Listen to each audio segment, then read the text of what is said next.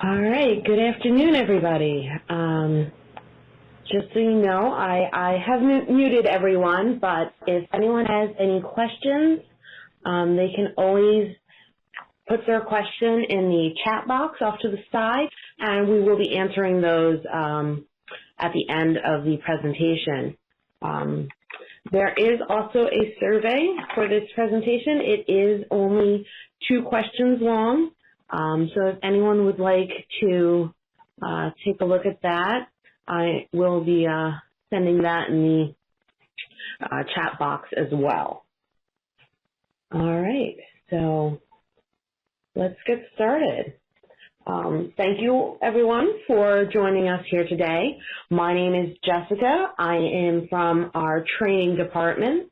With us on the phone, I have Kathleen Caspero. She is the head of our SWAT team, and she is a certified coder and has many years experience in the industry.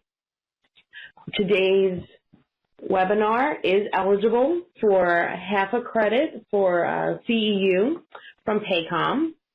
You'll be getting a confirmation of your attendance here that you can use when you try to apply for that CEU credit.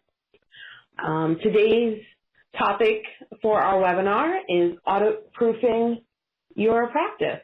So welcome, Kathy. Thank you, Jessica. So good afternoon, everybody. Today we will be talking about audit proofing your practice, specifically billing compliance. Our learning objective today is really to understand the financial reasons behind practice audits and how they can affect your practice in many different ways. How a practice, an office manager, can detect any audit risks at a glance, which is always nice to be able to do, and how to improve your billing compliance by reducing unsigned notes, unbilled visits, missed re-exams, and claim errors in general. So what we want to focus on today is, what's the problem? And the problem most definitely is that audits are unavoidable. You have your CERT audits from Medicare, you have your RAC audits from Medicare, and you have your individual independent insurance companies that are auditing records. And that auditing is on an all-time high at this point, and it will continue as we get further into ICD-10, and there's going to be a need for the change in documentation because of ICD-10 coding. So insurance companies avoid paying providers to make money on the float. We all know that. Insurance protocols vary, and they change so frequently. We can all be part of the listservs for Medicare and Aetna and Cigna and United, all of your bigger payers. But sometimes what we find that happens is that the insurance company makes a change and then tells us afterwards. So we just have to be on top of our game. And it always has been published that there's always a high rate of errors by providers. Not always intentional, but errors are made in terms of both documentation and in billing. So what we want to do is we want to be able to protect ourselves and, really understand why the problem is so important. And we want to make sure that we explain that to our clinicians. And why it's important is because, we hear it all the time. Penalties for fraud, you always have to return the money. You may get fined. You don't want to be on the exclusion list for Medicare. The worst that can always happen is losing a license and jail time. There's always the legal fees of having to hire a health care attorney to help you fight a very large audit. So the money that you were going to make on those claims that are being audited has now gone to pay an attorney. And, those patients, too, you're going to lose them because some of those insurance companies are going to involve those patients. And most of all, it's really just a stressful situation in general. When you get a letter saying that medical records need to be handed over to a payer to be reviewed. So how do we deal with those stresses? What can we do to help solve this problem? And it's a difficult problem to solve. The reason being is that we have so many tools at our disposal these days, so many reports that are built through automation that we need to know what to look for, what to focus on, what are our biggest areas of concern when it comes to an audit. We know most definitely unsigned notes is a big no-no in the industry. Unbilled visits, I mean, Medicare guidelines clearly state you have to have your documentation completed within 24 hours of the visit. Missed re-exams, how are you able to track that?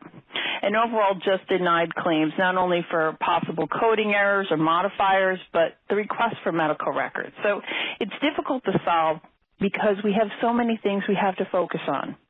But the biggest problem that we have is being in the management role of this. We have so many things on our plate, and there is just no way we can remember to do all of this and to remember all the insurance protocols that come across. It is near to impossible to do it. And we all say to ourselves that we are on top of it. We are doing the best we can. You know, we're making a really good effort. But, you know, what if we were to make it a little bit easier for you to be able to focus on those areas in one shot and then have the ability to drill in and dig deeper to be able to solve that problem. Being able to solve one problem at a time or being able to distribute that workload to solve 4 problems but not doing it yourself is really what we want to be able to do. And, you know, we all want to shine. We all want to make sure that we don't get those audits. But, again, it's unavoidable. It's going to happen. So we have to say to ourselves, what's the approach or solution? We can clone ourselves. We can make 5 of us, and, you know, then we'll have 10 hands to be able to do all these tasks. But will we still have the ability to look at all the reports that we need to, be able to drill in, and still be able to stay on top of all the industry changes that are happening? What we really want to do is focus on our practices, drill into where the problem is, and attempt to solve that problem together. Part of that is automated alerts. Over the past years, we've seen a great deal of growth in automation. And, you know, an automated alert to let you know that a patient may have missed a re-exam is to let you know up front so you can catch it.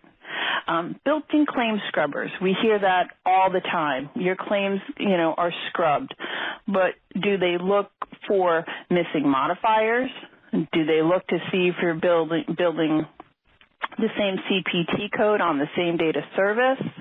You know, do you have the ability to make sure that the medical record matches the codes that are being billed? So built-in claim scrubbing validations are always key. Tickets, which is something that's new to the industry, takes away the memory management, allows you to take tasks, put them in a ticket, and sometimes when you call companies, they'll say, I'll open a ticket to our support team to let them know about the issue. These tickets work the same way. It takes away that memory management, gives somebody a task to do, and provides a guideline to get that done in. Most of all, really, is looking at a radar chart. If you could just open up a home page and look at a chart and find out where you're missing unbilled visits, if you're not signing off on all the notes, if you have visits, no-shows, or patients that have no future appointments, right in one single area, and then have the ability to not only drill in, but be able to put that task out to somebody to be able to solve that problem. That's going to be key.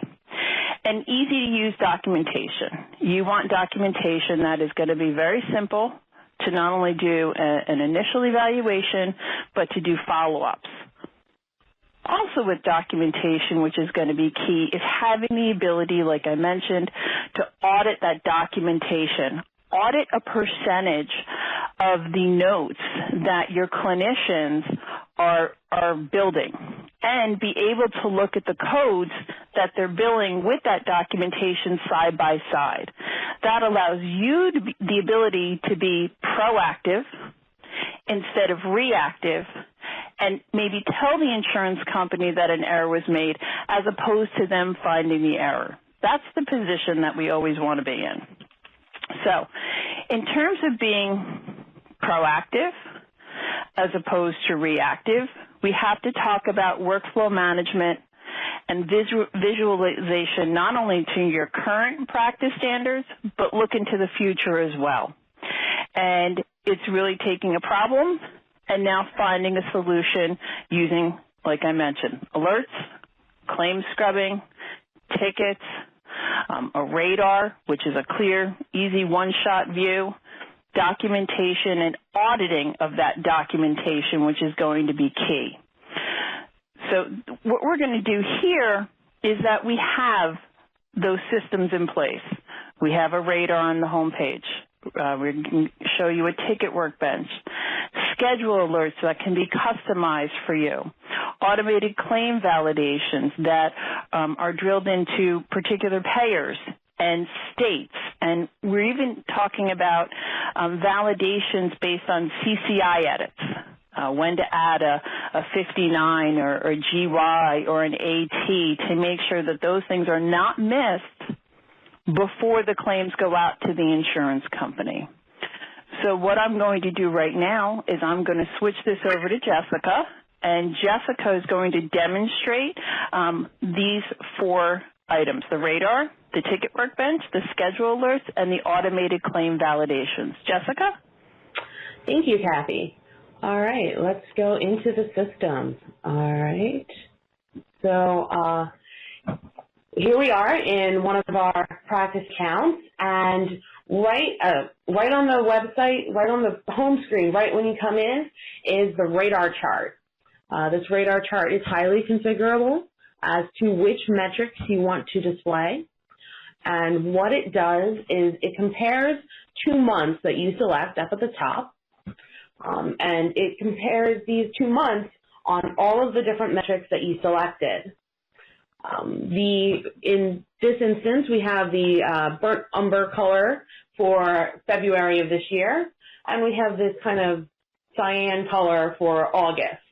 So what you are hoping to see on this radar chart is for the most recent color, the cyan in this case, to be covering as much of the radar chart as possible. That means that you are improving and you are hitting your goals that you set in the configuration for each of these metrics. When you see the first color, that burnt umber color, that means that you were doing well, or at least better, in that particular metric before, and you've kind of fallen down a bit and are no longer hitting the same numbers that you had been previously. When you see Jessica, I have a question then. On the unbilled visits, how is this practice doing? Well, this practice has quite a number of unbilled visits. The unbilled visits is down here near the bottom. And as you can see, not only do we not see the cyan color, we also don't see the burnt umber color as well. What we're seeing is the radar chart background color, which means that they are not anywhere near meeting their goal. They're really falling down in this area, and the unbilled visits is one area that they really need to focus on and bring these unbilled visits down. So this is more goal-oriented. Really the goal would be to get, 0 unbilled visits. In this particular case, it looks like we have a chronic issue with this particular office because month over month, we're seeing that the unbilled visits have never reached 0, and that color hasn't reached the outside of the circle. Is that correct? Well, the radar chart just compares the 2 months, the February and the August. But if you click onto the metric, you do get a line graph that will show you all the months in between. But as you can see on this line graph, yeah, they have never reached 0. It looks like the lowest they have ever gone is about 362. Right, that looks to me like an audit risk. Definitely. So with this radar chart right on the home page when you log in, this is something that's in your face, and you can see the areas that you need to improve on. And then once you know which area you need to improve on, you can use the report if needed, to dig into that problem to see if you can figure out what exactly is happening. I mean, are all these unbilled visits happening on particular types of appointments, a particular clinician who's performing the service? Is it, the last day of the week when people are trying to get out of here? So you can really dig into the issue and find out what's causing the problem, and then you can work with your SPOC on coming up with a solution to improve on that area. All right, so does anyone, actually, no, we'll hold the questions for the end. But if anyone does have any questions, please use that chat box to write them down so you don't forget. The next section that I want to bring up is the ticket workbench. The ticket workbench is just a list of all the tasks that you are assigned to work on that day. Each ticket is for one particular task, and you can then note this ticket with all your progress for that task. And then when completed, you can pen this ticket back to the requester. Each ticket has an owner and a requester. The owner is the person who is responsible for completing the task or for working on the task at that moment. And then the requester is the other side of the ticket, the one who has signed it or the one who's working on it as well. So if you have a particular task and you ask a question, you can send it back to the requester. They would then become the owner because now the task is to respond to your question. And you can use these tickets to hold your practice accountable for the tasks that they are assigned. And each ticket can be reviewed, and when it's pinned back to the requester, they can see that what all the steps taken were on that task, and then they can, basically close the ticket saying, yes, this task was completed as requested, and it is completed. And if it is not completed as needed, you can always send it back, but you know exactly who had been working on it. Everything is notated by the user ID, so you know who's making these updates. And it really helps with memory management, really, because now you don't have to remember what tasks you need to perform. You have a ticket stating what needs to be performed, everything you've done for that task already, so you're not trying to remember where you are in the task.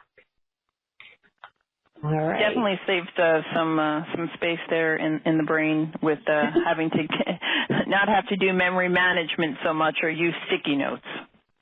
Yeah, yes, this is definitely better than sticky notes. You can't lose them or throw them out. All right, so let me go into the provider claims workbench. The provider claims workbench is where all of the claims go when there is an issue that needs some intervention by your practice. If you have claims that were sent out and the account hadn't been fully set up, it's missing some demographics, that type of thing, it's going to come here. It's also if you've filled out a procedure that did not have an associated price or a fee configured in the system for that. These types of things are going to come here for your review.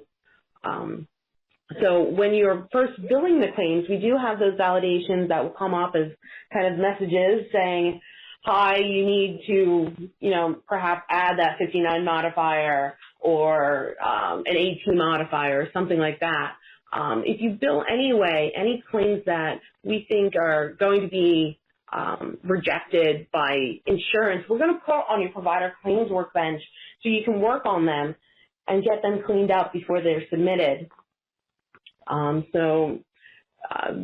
This workbench, you want to keep an eye on this, make sure you're looking at this every day and cleaning up your claims and getting those out there to insurance so you can get paid.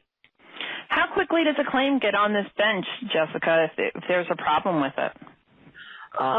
Once you create a claim, it takes probably maybe a minute or two to run through our scrubbers and our certification scripts and all of that. And as soon as it the system notices there's a problem, it will put it on this bench. Obviously, if there's no problems, it's just going to be put into valid status and be prepared to be sent to insurance on our next batch that we send out.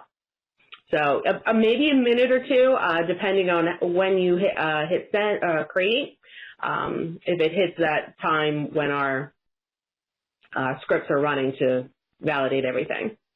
Definitely saves time instead of waiting for a clearinghouse, the payer, to get back with you with a rejection, be able to see it first, correct it before it goes out.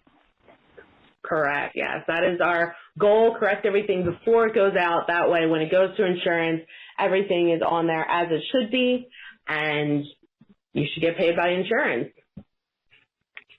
All right, the last thing that we wanted to go over is the schedule alert. All right, so I'm just going to bring up one of our test patients here, and we have alerts that you can configure. They can be configured practice-wide or patient-specifically.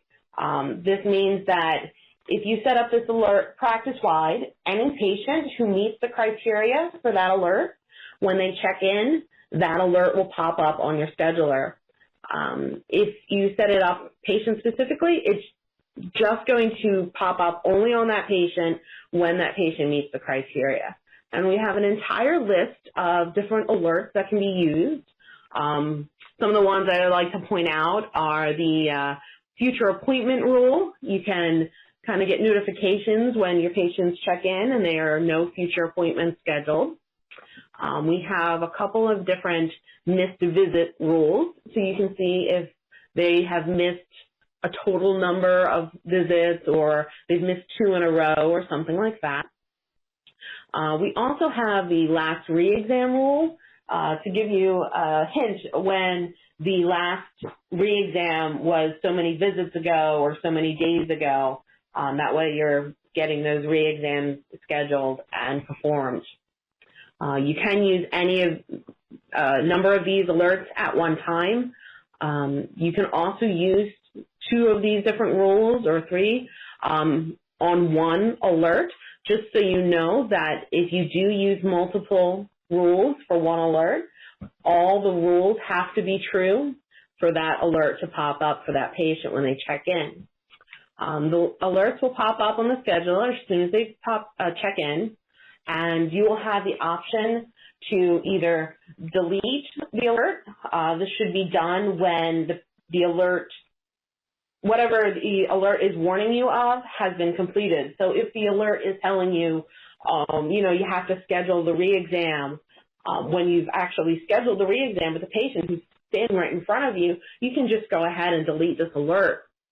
If it's something that can't be done until after they've gone in the back and seen the doctor, or it's not something that they need to have any input on, it's just something you need to do, you can always close the alert and it will stay over here on the left-hand side for you to have access to and perform the outstanding alert task when needed, and then you can go ahead and delete those.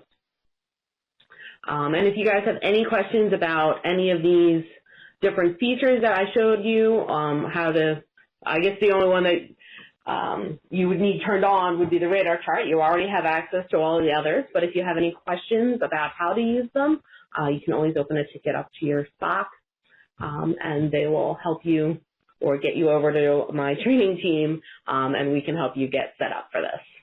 Yeah, Jess, the other one they have to reach out to their SPOC for is to turn on the audit percentage for the medical records.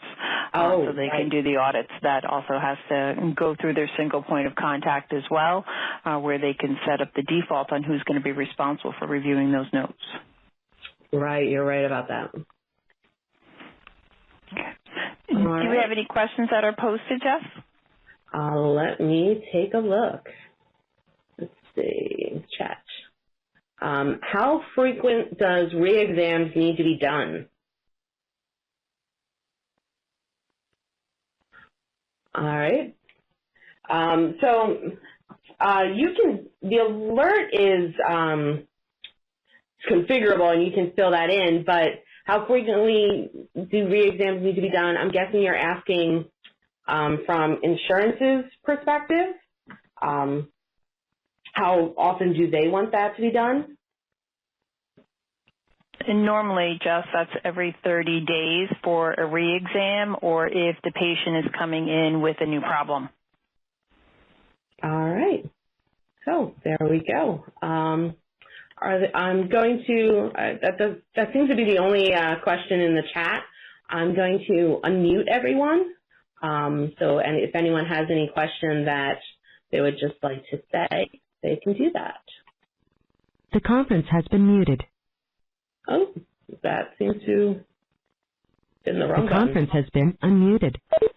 All right. The conference has been unmuted. Anyone who has any questions can feel free to ask them now. When you say every 30 days for the exam, are you talking about a full exam or just a few orthopedic tests that you document to show that the person still has the problem? Can you hear me? I do. My apologies. I hear you. In this particular case, you want to be able to go over your objective data to make sure that you perform the appropriate test to find out how the patient is actually doing at this point. So it's not a full re-exam. It's updating your current objective data to see where the patient is today.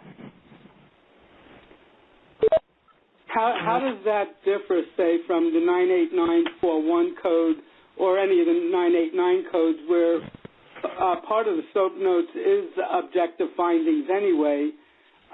So basically, when you do a full re-exam, you'll use a modifier. I think it's 52 or 25. I forget which one. And then you would do the exam, and you charge for an exam. But if you're just doing a few orthopedic neurological tests, that falls out under the 989 series and wouldn't be billed as a separate exam too. Also, I mean. Right. So here's the thing: when you're doing, if you're just doing your objective testing on the patient, you're right. You're going to do your 989 code. On your re-exam, though, again, you're still going to be updating your objective data, and some part of this objective should always be updated along the way. The other part that you have to make sure you update is your assessment to see where the patient is at right now, and where what your anticipated goal is. So would you recommend using some of the outcome questionnaires for the patient as part of this? Yes.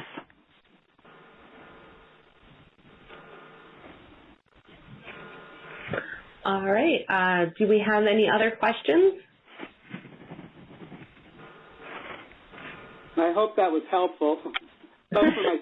Well, I mean, don't forget, though, too, I mean, you were talking about audits and billing compliance. A lot of these rules are changing come, 2014 with ICD-10, and, the payers are saying, and CMS is stating that documentation needs to change. It needs to be very specific. So those tools that you have, you need to use those because your coding is going to have to become a little bit more specific than it is right now. They're going to want to see that in the documentation. That's true, but I just did a teleconference with the fellow from HR Ross and Sean Steele yesterday, and also another one with the Ross guy the day before. And ICD-10 isn't all difficult. It's just a little bit more precise, like for maybe disc problems in the neck, for instance. It'll either be upper neck, middle neck, or lower neck, same thing for the rest of the spine. So some of it isn't really all as difficult or complicated as people are thinking it is. Well, I mean, you're correct. I mean, in terms of the codes, I mean, we are growing from 13,000 to 68,000 codes. There is a laterality now. There's specificity now. So you're right. It's not difficult, but, I mean, we look at some documentation today. We don't always see that, it's the upper spine, the middle spine, the lower spine. It's not as great detail, and it's going to have to be. And those those payers are looking for that particular documentation. That's been out there. Right, and there's also a new 1500 form coming out with 12 slots for diagnoses. For instance, in that situation with the cervical spine, you might have all three or just two of the three or whatever. Now you have room to put those in. You do have the room to put those in the 12 slots there, as opposed to using, the other box that they had available to put your additional diagnosis. But your diagnosis pointers still only allow you to use 4. Okay. All right. Any other questions? I have a question. Sure, go ahead. We're hosting a conference in Pennsylvania. Would somebody be available to come out? It's in conjunction with the Pennsylvania Osteopathic Medical Association, and we kind of tailgated as administrators. Would somebody be available to come to the conference in Pennsylvania to present this? This was amazing information. I think for that one, you'd have to send an email requesting it. I guess the person to send that email to would be Jason Barnes. And what's the email? Pardon, I missed that. What's the email? It's jason@verical.com.